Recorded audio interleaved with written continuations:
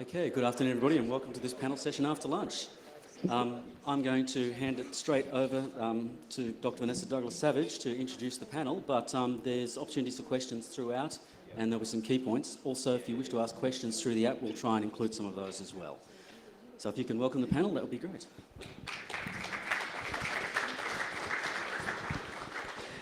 Good afternoon, everyone, and thank you for making it back after lunch.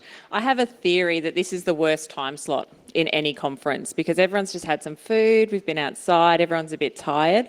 And this morning, I think Kay mischaracterised what we were going to talk about as being Troy Hunt, Wayne and a bunch of lawyers. But we are going to do better than that and we're going to be really interesting. So my name's Dr. Vanessa Douglas-Savage. I'm a director at a data and information consulting firm. And today I have the pleasure of chairing this panel on data security and liability in the age of data breach mandatory notification.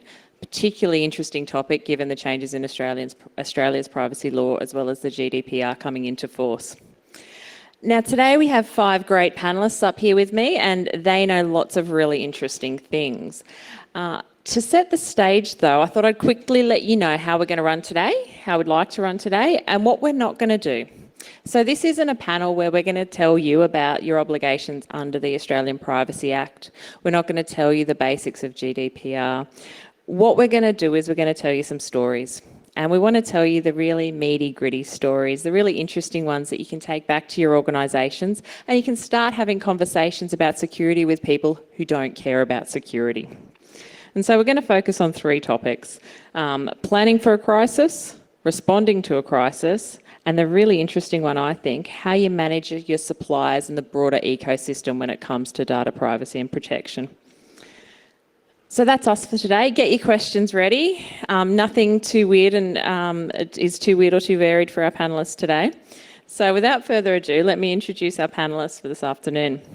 So directly to my right, we have John Moran. John is a partner at Clyde & Co, where part of his role is helping organisations respond to cyber incidents, alongside providing advice on privacy compliance, readiness and resilience exercises. Now, John, obviously your clients are fully prepared. Well, all of them, I'm sure. But to what extent do you think organisations are actually willfully ignorant of their obligations when it comes to privacy and data retention? None of these questions have been prepped, by the way, so that was one of the rules of strict participation in this panel, that we actually don't know what we're going to be asked. It's a good question, and it's a question that crops up quite frequently. I think a lot has changed in the last 6 months. I don't know that the new regime was the catalyst for change that we thought it might have been, but I just think general regulatory scrutiny, what's going on globally. I think organisations are in a far better position than they were, but there are definitely some organisations that still have their head in the sand. Thanks, John. The next of one of our panellists is Kay Lamb-McLeod. Kay is an IT lawyer. She specialises in negotiating and drafting technology-centric contracts and advising on intellectual property and privacy matters. And she works with startups, IT contractors, as well as dealing with large-scale government procurement matters. So, Kay, here's your curly question. How do you see IT contracts changing in response to these obligations under data breach regulation? To be honest, I haven't seen any change yet, but I'm sure it's coming. Short and sweet, I like it. Next along, we have Troy Hunt, and Troy's an independent Australian InfoSec professional that I'm pretty sure most of you have heard of or followed at some stage in your careers. He's the creator of the data breach notification service, Have I Been Pawned? And you'll regularly find him in the press talking about security and sometimes even talking to the US Congress on the impact of data breaches. So Troy, your question: in a globalised world, is there a place for localised regimes? Evidently, yes, because we've got the NDB scheme that's fundamentally different to GDPR. I would really like us to sort of say everyone's data is kind of equally important, as opposed to saying Aussie data is like this important and then the European data is that important. I'd love to see unification, but I guess global regimes being what they are, I'm not holding my breath for it. Well, one world government is coming. One world government. Thanks, Troy. Next on the list, Nicole Murdoch. Nicole is a director of an intellectual property and information security practice group, Bennett and Philp Lawyers, an electrical engineer and the director of the Australian Information Security Association. Now, Nicole, you were the one that did get a little bit of prep ahead on this one. When are we going to see the first fine, the first really big fines under this regime? I'm not expecting fines anytime soon. I think at the end of the day, we're still in a honeymoon period. So I give it until maybe the first anniversary, first birthday.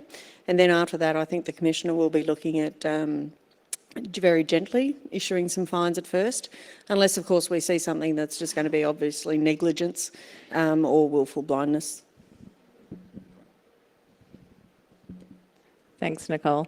And last but certainly not least, we've got Wayne Tufek. Wayne's a director at Cyber Risk, and for over 20 years he's been delivering pragmatic, business-driven strategies for cyber risk management in ASX-listed companies and some of Australia's largest organisations.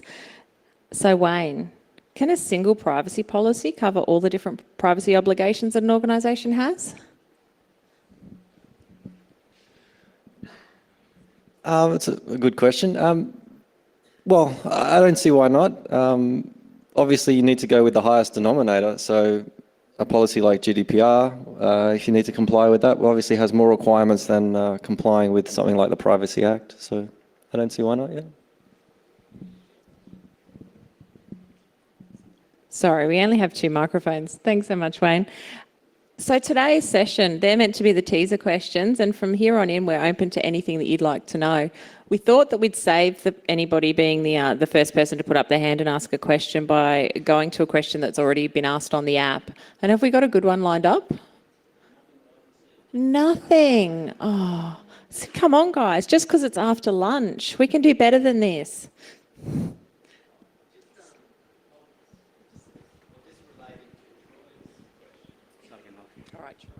So my observation about Australia's privacy laws are that they don't seem to apply equally across all organisations in the country, which would be a good start, I think. Do you think that's likely to happen? Like a state's, say for example, my organisation, the University of Queensland, isn't as exposed to the mandatory breach legislation as a private company in Australia. So is that kind of thing, do you think that will be likely to change? I think that's a good lawyer question. Does someone want to answer that? I've got quite a general answer to that, and I think I don't know if you're going to see wide-scale legislative change anytime soon in that space that brings it all together. But what we see when we're dealing with incidents is that while the notification regime is a consideration, we're seeing more and more organizations applying the 60 minutes test or the front page of the newspaper test or the best thing to do test, which is essentially saying from a reputational perspective, we need to do this. And we value our customers, we respect the customers, and we want to get out ahead of any story. So I think that's probably going to be the biggest change you're going to see. There's the change in mind shift more generally. There may be a bit of unification at some point, but I wouldn't hold my breath. So just thinking about how you start planning for a crisis, and I'm interested in the panel's view on this one. What do you think about the difference in the timeframe under the national scheme, which you have up to 30 days to notify, and GDPR, for example, where you've got a much tighter timeframe of around 72 hours? Troy, you look like you're desperate to say something there. I just want to know what people are doing for a month, because, I guess it's a rhetorical question, right? But, even the 30 days, this is not, and a lawyer can tell me if I get anything wrong here, because you guys are very good at telling people that. It's going to go fine. So, yeah. Troy, just remember. Okay, so you've got 30 days, right, to disclose to the regulator, as opposed to necessarily having to go through all the steps of breach notification to every single person in there. So it's almost like you got 30 days before you really have to do anything, which then goes out to the individuals. And I honestly just struggle to wonder what people are doing for all this time. So when we look at incidents like Equifax, and remember Equifax took something like 5 weeks after discovering the breach before disclosing publicly, and they got absolutely raked over the coals for it. I mean, that's what led to me going to the US and doing the Congress thing, because it became such a big issue that organisations were taking so long. And, you know, we've got GDPR saying you've got 3 days to report to your regulator, and we're like, nah, 10 times that'll be fine. Like, I just fundamentally do not understand why it's 10 times. And when we look at what we would consider to be sort of the gold standard of disclosure in Australia, it'd be something like the Red Cross. And the Red Cross in 2016 did 72 hours. I mean, even if we said a week, I could go, oh, okay, a week, maybe not so bad, but 30 days, I just have no idea why. And in fact, it's not even 30 days, because there's some scope to, if you are going to take longer than 30 days, that there is some scope for doing so. So it's, if at all possible, within 30 days. So it's even worse than 10 times. I attended a privacy conference last year, and the Privacy Commissioner was speaking, and he was pretty much asked that question, is why is it 30 days? Because a lot of us are pretty upset about that 30 days. And his response at the time was, it would be a very brave organisation to wait that length of time. But as humans, we learn through bitter experience, and I think that's exactly what we're about to experience. The organisations that know about it and are not proactive to do the investigation and simply drag their feet for the sake of the fact that they can under the Act, I don't think are going to be rewarded for those acts. I think they're going to learn very quickly. And we learnt through the very unfortunate but positive experience of the Red Cross that they handled that situation very well. They were on top of the PR, they were on top of the counselling, and they didn't end up with a fine. Given what was taken, they still didn't end up with a fine. And they reacted properly, and I think we learn from those experiences. And if we can take those lessons away, what does it matter what's in the legislation? I'm going to be slightly controversial and say the 30 days, obviously an organisation, they should get there as soon as they can. They should get to that point of notifying. But we deal with a lot of incidents where there's false starts, where an organisation thinks something has occurred, it hasn't. They've sat on it with no ill will, or it's been reported internally and hasn't gone through the right chains. So I think the 30 days is a luxurious period.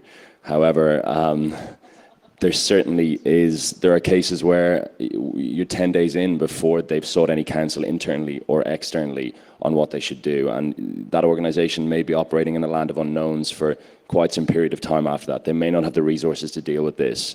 I think the point is that there's no one size fits all, but we're all striving to get out there in the first instance. But as I said, it is a solid period of time. So what then do you think organisations should do in terms of planning? Because I think it's widely accepted, everyone's going to be breached. At some point, you're going to have a data breach of some scale. What are, say, the 2 or 3 things that an organisation can do now to actually get themselves ready? And who'd like to answer first? I think Wayne's got the other microphone, so... Make sure that's working. I think it's important to have a plan, obviously, have that plan tested, make sure everyone in the organisation knows what their role is. The other thing I recommend is having 2 plans, one to handle the internal incident response and how you'll deal with that, and then another plan about how you're going to deal with external stakeholders such as your customers, the OAIC, and any of your service partners if you're part of a supply chain. So one of the breaches I was involved in disclosing last year was Imager, the image sharing platform. And someone sent me their data. I verified it on Thanksgiving Day, and I reported it to them, and I ended up speaking to some C-suite exec eating his turkey, like literally the evening, that night of Thanksgiving. And they turned around notification in 24 hours. Incidentally, Discuss as well. Discuss had 18 million accounts compromised, including mine, 24 hours also. What I learned from Imager after they did the disclosure is that they had run exercises around breach disclosure the same way as they'd run exercises around disaster recovery. Yeah, so many of you have probably been involved in exercises before. It's like, oh, the data centre's just gone offline. You know, how do we roll over to data centre B? How do we fall back? Dry running that with data breaches as well, I think is a really good idea, and it made a very positive difference to them. And I dare say when we get to the point of having notifiable data breaches which could involve a penalty, the organisations that have prepared well for it, and the lawyers can probably comment on this as well, are probably going to be seen in a much happier light than those who just never did any planning. For sure. I'd like to also add, although it may be something that we talk about later on, that when you have outsourced things to third parties, they may not be under the Privacy Act. This is in Australia. They might be under that $3 million threshold. So they may not have the same stringent requirements or the same practices that you have. It then becomes an exercise for larger enterprises, larger businesses that are under the Act, to also make sure that all of their arrangements with third parties require the third parties to either implement proper security and also to disclose it within certain timeframes to the entity. I might just add as well that I think for those organizations that perhaps are not that far along in their journey into cyber awareness more generally, and if they're not at the point of having an incident response plan, or if they're not at a point of real engagement in an organization, I try to advise organizations two simple things. First is have a discussion.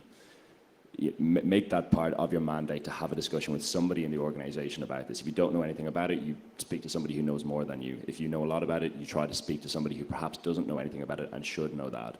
And that also includes external advisors. So if you outsource your IT, you speak to that vendor. If you've got an insurance broker, speak to your insurance broker about cyber insurance. Just begin a dialogue, because I think that's the very start of every single journey. And then the second bit of advice we give in really practical terms is, if you've got a contract with your IT service provider, print it and put it in a folder. That's the number one piece of advice, because when something goes wrong, that is the biggest hurdle for us in dealing with an incident. Understanding, as Kay has said, what the obligations are. What does that organization have to do in terms of cooperating with you, allowing you access to the information, telling you if something has happened their side of the fence. If your systems are down, where is that document? So it's they're probably my two really simple pieces of advice. Oh, thanks for that.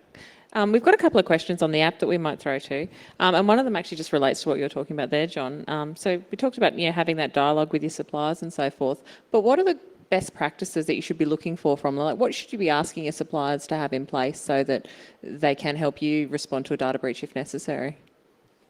I'm going to pass that to Kay. Actually, we've just been chatting about that. I see things that it varies on the riskiness of the contract and the size and value of the contract, but I see everything from just a general obligation that they disclose things and so on, or that the general obligation that they have reasonable IT security practices, all the way up to very specific, you must comply with ISO 127001, or you have to allow us to audit your systems from time to time and have them pen tested and give us the results of the pen testing and so on. So it does vary depending on whether you're a bank or whether you're a fish and chip shop.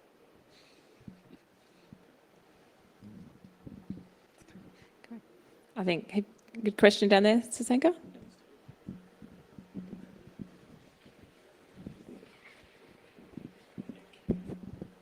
How do you see organizations like AusCERT play a part in all of these, when a data breach does occur in situations? Okay. So we mentioned the Red Cross before.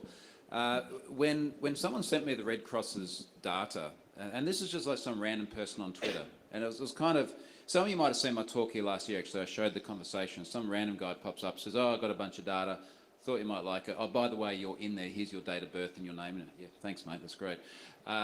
When I first got that, I decided to send it to AusCERT because to be honest, I didn't have enough confidence that the Red Cross, knowing nothing about them at the time, would actually deal with it responsibly.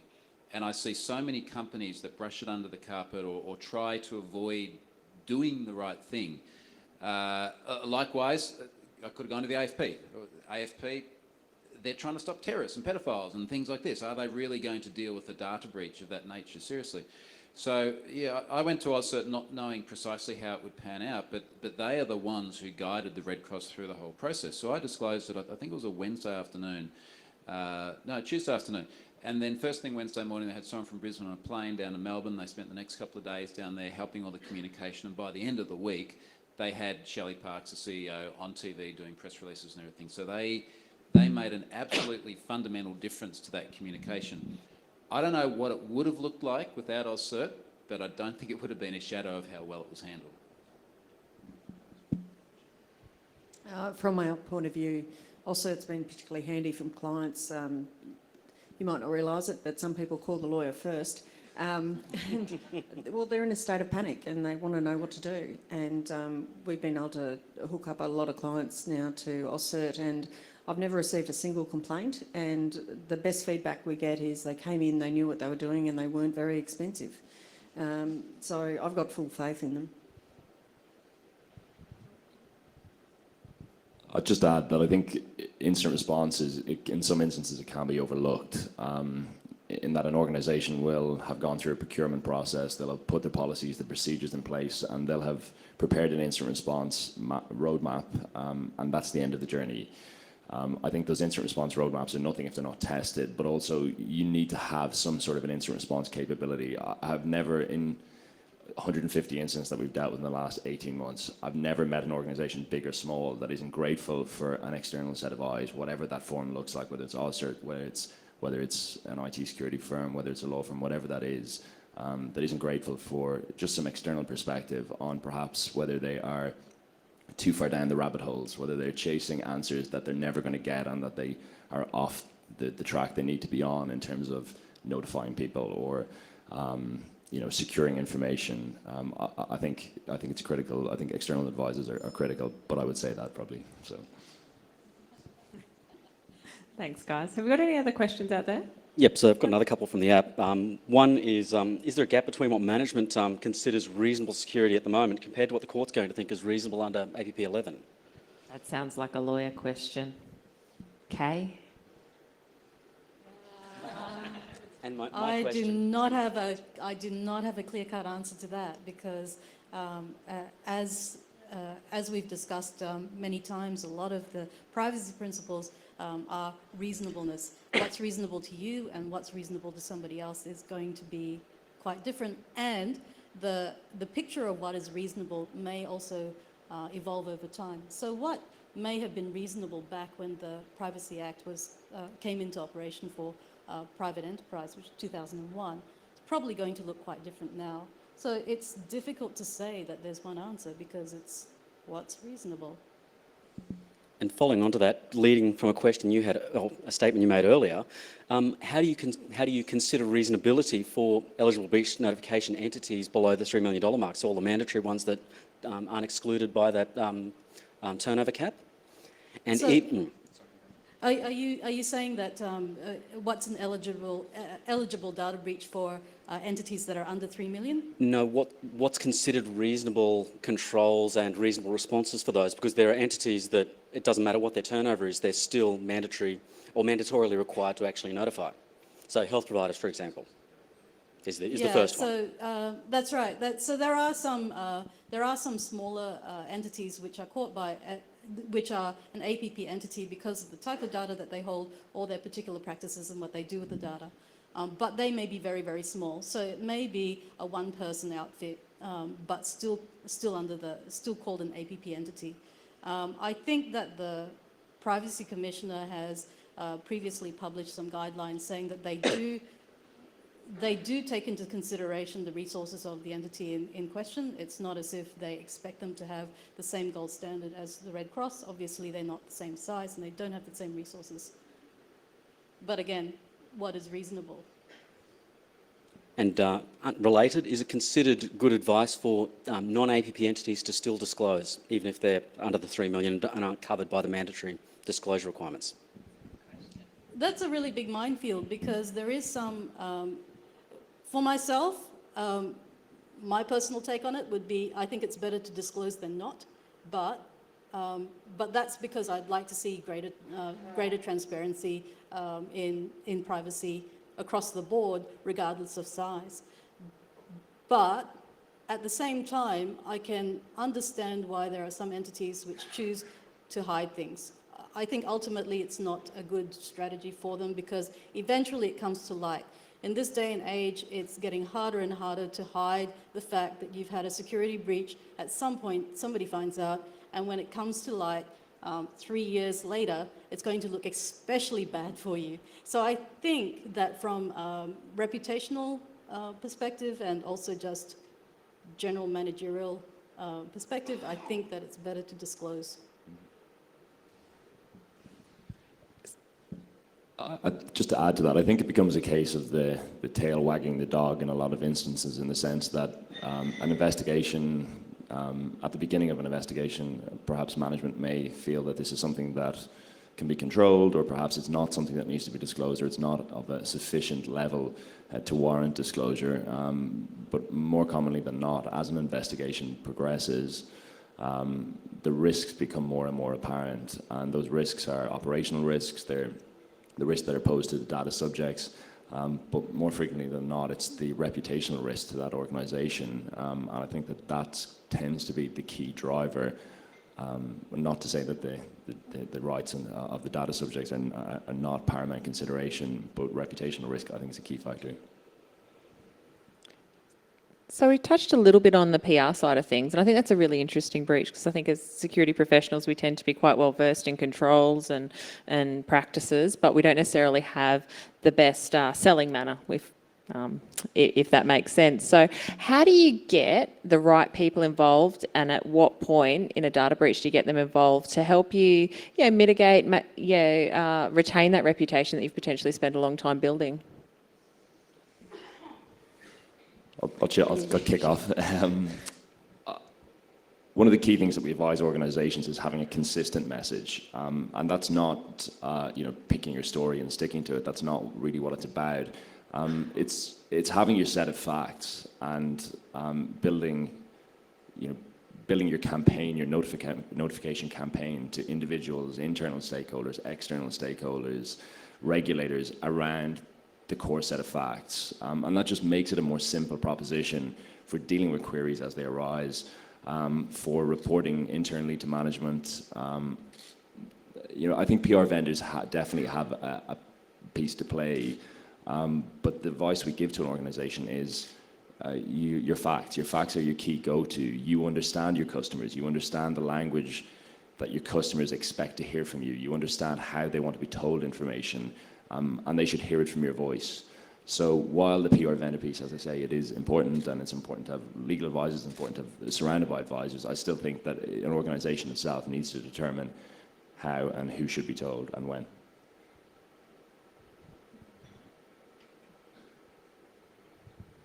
I think in terms of who needs to be involved in the data breach, data breaches can be quite complex. Was it something that the organisation actually identified through their internal systems?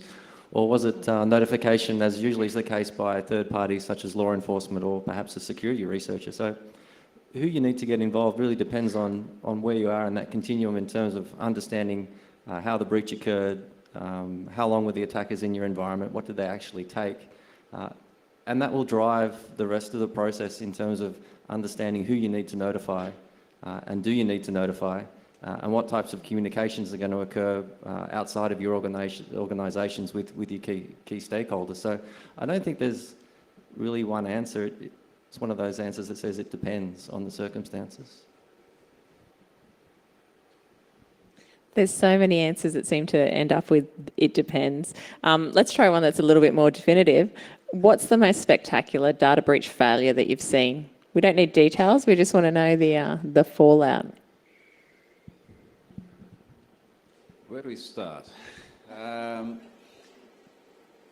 Like failed notification or failed communication? Just the most spectacular of either of them, I think.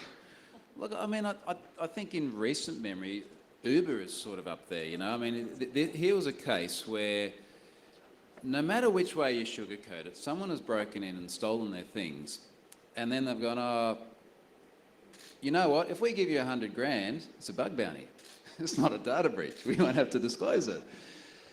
And you just kind of look at that and you go, Look, I get it. This is what Uber does, right? It certainly is what they did do under the old leadership. It was like, let's just push the boundaries everywhere and we'll get some penalties and stuff, but we'll get mindshare and everything and stuff will move on. And they've had to clean up a lot since then. But the very premise of trying to take something that I think most of us would be very supportive of, the concept of bug bounties, and take a legal activity which was there to exploit individuals and then sort of twist that around, I think that's probably the most sensational thing in recent memory that I can think of. Anyone else?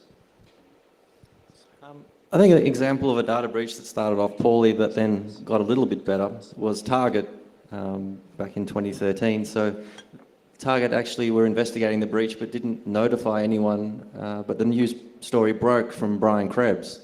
So that's a lesson for all organisations, is the last person you want calling you or posting something on their blog is Brian Krebs. Anyone else want to share a disaster story? This is the problem when you have lawyers. They're all like, oh, we can't talk about some things.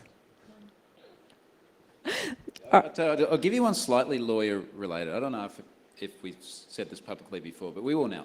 So the person who sent me the Red Cross blood service data breach only a few weeks later sent me Michael Page data. So this is Michael Page, global recruitment company. And when he sent me the data, he said, this is Michael Page. Michael Page is Capgemini. And I was sort of going, well, what do you mean? Like, one's a recruitment company, another is a massive multinational outsourcing company. And what had happened is very similar to the Red Cross situation. So Red Cross's data was managed by a company called Precedent. Precedent exposed the data. Precedent, not a big company. Capgemini, one of the world's largest companies, they've got like 180,000 people they hired. Now, they had lost the data in a not dissimilar way. It looks like it was sitting on a development server somewhere. Now, unlike the Red Cross, where everything got wrapped up in 72 hours, nice and clean, clear communication, it took a very long time for Michael Page and Capgemini, between the two of them, to disclose what happened. And when I say a very long time, I mean not by Australian standards, it was like 11 days or something, but by what we would reasonably expect, it was a long time. Under GDPR, they'd have a massive problem, I think. So it took about 11 days, and no offence to the lawyers here, but the reason that I heard from internal sources was they said there were a lot of people in suits sitting around trying to figure out how to spin it. And that just felt like really dirty to me, and I suspect to most of us. So some of you may have been in there. They operate in Australia as well. And I just don't like the assertion that our primary interest now is protecting the interests of the company as opposed to protecting the individuals. It's got to be a bit of both, but I don't think that sort of premise is a very healthy place to be. Look, the people in suits were probably PR people, not lawyers. So we've got an interesting question here via the app, and it's, is understanding the root cause of a data breach at all part of the regulator's remit? And do you need to understand the root cause before you notify? Anyone? I think that's a really good question. Is it part of the remit? The answer tends to, our experience has been yes, because the regulator will want to know in the first instance who needs to be notified, how are you going to notify those people, what are they being told. But ultimately, as the investigation steps out, I think there is always a look-back exercise. And there's very few that we've dealt with that I haven't experienced a look-back exercise. The Commissioner will focus, as Troy said, focus on the individual. And then the second consideration is the organisation. How did this occur, and is there a risk of it happening again? And while I don't think it's written in as a feature of the scheme, but it is definitely a natural flow on from an investigation, and we've seen that in every regulatory jurisdiction that deals with these types of incidents. So not to notify, but yes, as part of what they're going to ask you after the fact. Well, they will ask. A lot of organisations, you tell straight up what's happened, because you're going to get asked sooner or later. That's the approach. You may not have the full picture on what has happened at that time, but if you've got a root cause, or if you've identified why it has occurred, for sure, we tell organisations to tell this, because you're going to be asked at some point. And the biggest risk with notification is that you're, as Troy said, you're trying to swerve something, or you're trying to structure it. It never works. It absolutely never works, and it's not something we recommend you do. If you can give an answer at that point in time, you give an answer. That's always the advice. Well, one of the things just related to that, some of the recent incidents that I've been involved in disclosing, before they've made public disclosures, we've gotten someone from the press involved as well, who specialises in InfoSec reporting. So people like Zach Whitaker from ZDNet. So Zach has been involved speaking to companies like Discuss and Imager before their disclosure goes out. And the premise that I've put to the organisation is I said, look, it's much better that you control the messaging of the press before it's just like you with your basic sort of disclosure statements.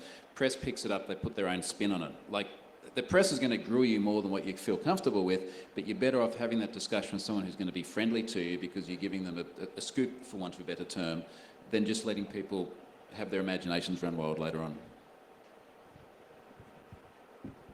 Troy, do you think we'll get to the point where there's such notifications and stories are just so commonplace that it'll just be like, meh, here's another one? So I started feeling, I think particularly around the time of the Uber incident, so this is about November last year, well, when we learned about the Uber incident, I started feeling that we were almost becoming a little bit desensitized to data breaches. And maybe some of you feel this as well, right? It's like, oh, every day there's another data breach, you know, something else has popped up. And I feel that we've moved from judging companies on the basis of whether they've had a data breach or not to judging them on the basis of how they've handled it. So I think most people have left the Red Cross incident with a relatively strong opinion of the organisation, as they have Discuss, as they have Imager. Equifax, not so much. Uber, also not so good.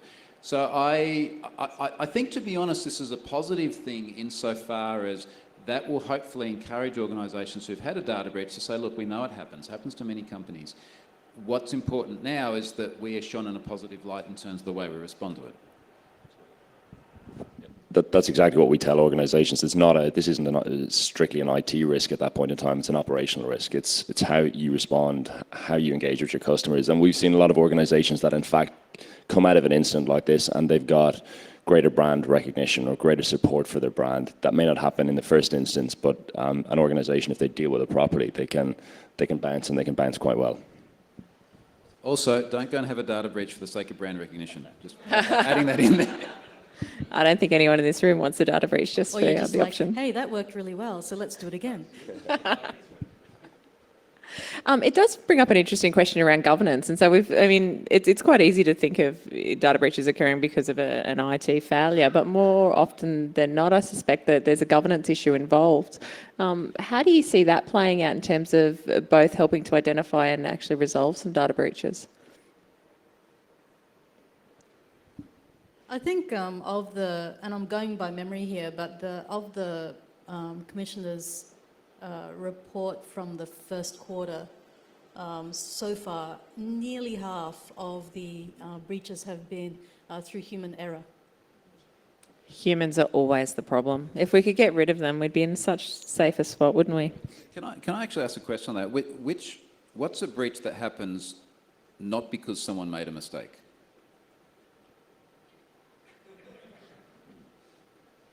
Like when was the computer at fault? You know what I mean? Russian hackers? Russians are humans. What are you saying? But they're not. But it wasn't an error. They did it on purpose. Yeah, but are they not exploiting some other vulnerability in order for the data breach to happen? And that vulnerability was there because someone coded it incorrectly or configured it incorrectly? I don't know if human error is at the cause of this breach, but if you've been following the recent settlement in the US for, is it Aetna, the organization that paid $17 million in settlement to patients in a treatment clinic who were outed as being HIV positive because the envelope screen on the letters that were posted were 2 centimeters larger than the envelope screens that they had used the week before. And the purchase of those envelopes, we haven't got to the bottom of how that's occurred. But that is an error that is probably, even without, it could in fact be an automated error that has resulted in the incident, and a significant incident at that. That's a really interesting example. Look, we've got 2 minutes left, and I thought what we'd do is just throw to the panel. If you can sum up in 5 words or less how you feel about mandatory data breach notification and how it's going to go in the future, what would those 5 words or less be? Wayne, do you want to start down that end rather than we'll let you off the hook for a minute, John? 5 words or less. Mandatory data breach reporting, very good practice. It must happen. It's a good first step. Make it like GDPR. wait and see. Get busy, talk about it. And I'm going to sum up by saying it sounds like there's still a fair bit of work to be done. Thank you so much for your participation today. We've had a really great time. If you've got any other questions, feel free to come and ask one of the panellists or myself throughout the afternoon. And I hope you enjoy the rest of AusCERT.